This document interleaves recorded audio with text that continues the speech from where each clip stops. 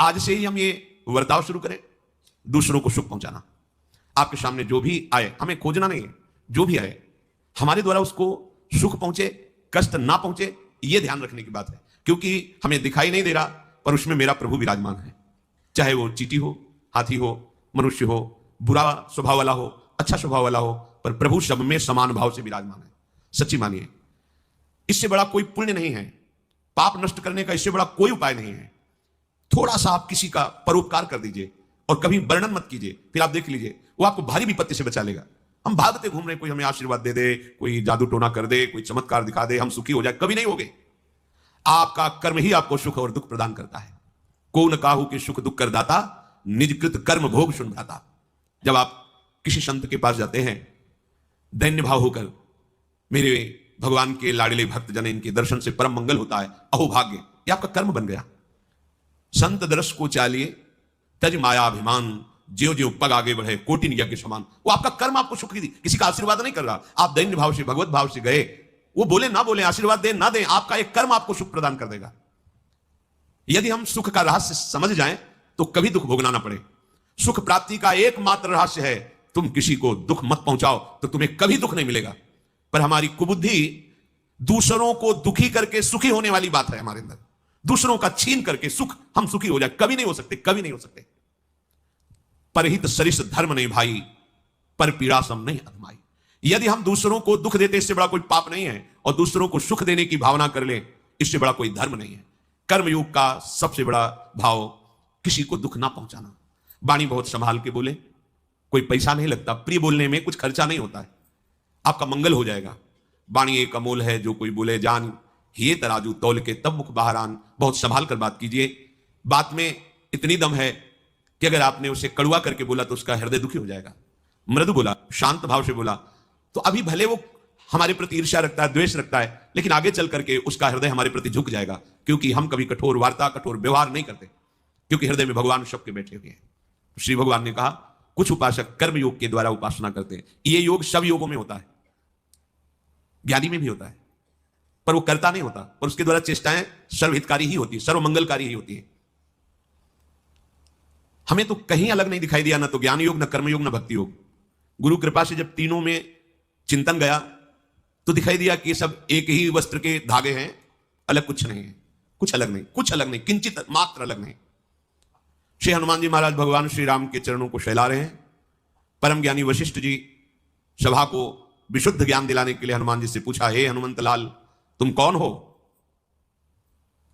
समझ गए ज्ञानियों में शिरोमणि वशिष्ठ जी ये नहीं पूछ रहे कि मैं अंजनी सुत पवन पुत्र हनुमान हूं, ये कुछ और पूछ रहे हैं।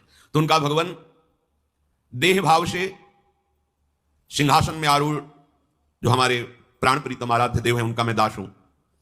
जीव भाव से ये अंशी हैं और मैं अंश हूं, और स्वरूप भाव से जो सिंहासन में बैठे हुए यहां बैठे, ये हृदय उनका सिंहासन, जो अभेद, जो वहां वो यहां। तीनों मार्ग एक ही परमात्मा तत्व का बोध कराते हैं। श्री भगवान कह रहे हैं, कुछ ऐसे उपासक हैं कि जो यज्ञों के द्वारा मेरी आराधना करते हैं। अब ये कठिन है, जैसे घृत की पवित्रता, समिधा की पवित्रता, भाव की पवित्रता, शुद्ध मंत्र उच्चारण करने का अधिकार, बहुत सी बातें हैं, प्रायः नहीं है। ऐसा नहीं कि नहीं ही है, पर प्रायः नहीं है, बाहुल्यता नहीं है ऐसे, पर बाहुल्यता नहीं है। यज्ञों के द्वारा जो भगवान श्री हरि को प्रसन्न किया जाता था, यज्ञ के लिए जो जो पवित्रता, संयम, नियम चाहिए, बहुत बिरले में ही होंगे। एक बार जिसने अपनी जिह्वा पे कभी मदिरा रख ली है, एक बूंद भी, उसका ब्रह्मणत्व नष्ट हो गया, वो अपवित्र हो गया। एक बार भी जिसने, एक बार भी अभक्ष्य पदार्थ जिसकी जिह्वा पे चला गया, ब्रह्म तेज नष्ट हो गया उसका। ये बड़ी सूक्ष्मता की बात है। खान पान का कोई भी पवित्र भाव नहीं रह गया है। अब वहीं आप कह रहे हैं कि मांस रहित भोजन मुझे चाहिए, पर उसी रसोई में तो कैसे आपको पवित्र भोजन मिल जाएगा? मतलब आप यात्रा कर रहे हैं तो अलग अलग रसोई थोड़ी है, उसी रसोई में वो सब बन रहा है। उसी रसोई में आपने कहा हमें दाल रोटी चाहिए, वो उसी बना के दे दिए। रसोई में पात्र सब एक दूसरे से लगे, वो यज्ञ के लायक थोड़ी बुद्धि रहेगी। एक महान यज्ञ है जो सब कोई कर सकता है, वो है नाम यज्ञ। भगवान का नाम, यज्ञों की पूर्णता इसी से होती है। किसी भी मंत्र में, किसी भी क्रिया में अगर कोई त्रुटि हुई है तो उसकी पूर्ति के लिए भगवान नाम कीर्तन किया जाता है। कोई भी अक्षर, कोई भी मात्रा, कोई भी क्रिया अगर यज्ञ में त्रुटि हो गई तो महामंगल में भगवान श्री हरि के नाम कीर्तन से उसकी पूर्णता हो जाती है। नाम एक महान यज्ञ है। एक एक श्वास में यदि आप नाम जप कर रहे हैं तो देखो, ना घी की जरूरत है, न यहाँ किसी की ऐसी जरूरत है कि वो हमको शिक्षा दे कि आप बोलो स्वाहा ये मंत्र, ना किसी के बाहरी सहयोग की जरूरत है, ना धन की जरूरत है, और ना इसमें आपकी विशेष पवित्रता की जरूरत है। आप शौच करते हुए भी नाम जप कर सकते हैं। राधा राधा राधा, ये अपवित्रा पवित्रो वा सर्वावस्थांगतो विवाह यह स्मरेत पुंडरीकाक्षम सवायाभ्यंतर शुचि, भीतर और बाहर से उसी क्षण वो पवित्र हो जाता है। राधा राधा राधा। नाम यज्ञ सबके लिए सुलभ है और सबसे श्रेष्ठ है।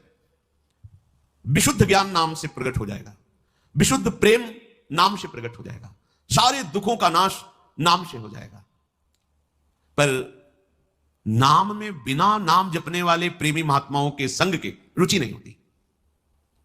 अगर नाम में रुचि हो गई तो और फिर कुछ करने की जरूरत नहीं।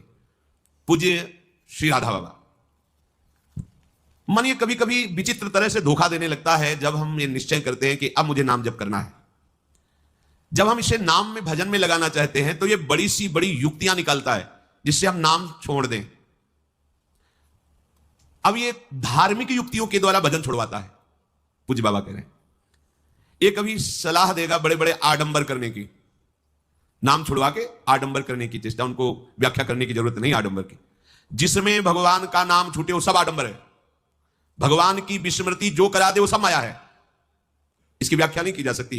अनिर्वचनीयम जैसे प्रेम स्वरूपम, ऐसे अनिर्वचनीयम माया स्वरूपम। यही माया है, ऐसा नहीं कहा जा सकता। किस रूप में, कब, कहां, कैसे, उसकी पहचान। जो प्रभु की याद भुलवा दे उसका नाम माया, और हर परिस्थिति में जो प्रभु की याद करावे उसका नाम भक्ति। सीधे वस्तु व्यक्ति स्थान कोई भी हो जिसके संसर्ग से प्रभु का विस्मरण हो जाए वो माया। वस्तु व्यक्ति स्थान कोई भी हो जिसके संग से भगवान की याद आ जाए वो भक्ति। तो ये कभी कभी मन जो है नाम जापकों को बड़े बड़े आडंबर में फंसा करके नाम से दूर कर देता है।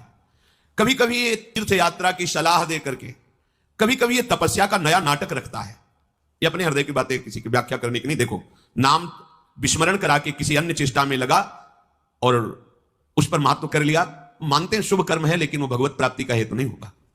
भगवत स्मरण करते हुए सांसारिक कार्य भी भगवत प्राप्ति करा देगा, और भोगों का स्मरण कर रहे हैं और क्रियाएं भागवतिक हो रही, परिणाम भगवत प्राप्ति नहीं है। इसका परिणाम भगवत प्राप्ति नहीं है। कभी कभी ये दया की, धर्माचरण की, न जाने कितनी कितनी युक्तियां लगा करके मन भजन से बिलक कर देता है। इसलिए हमारी प्रार्थना मान लीजिए कि सर्वस्व साधनों की सिद्धि का नाम है निरंतर भजन होना। निरंतर भजन होने का फल है हर प्रकार से सुखी हो जाना। लोक परलोक सब सुख आपको घेर लेंगे, विश्वास कीजिए।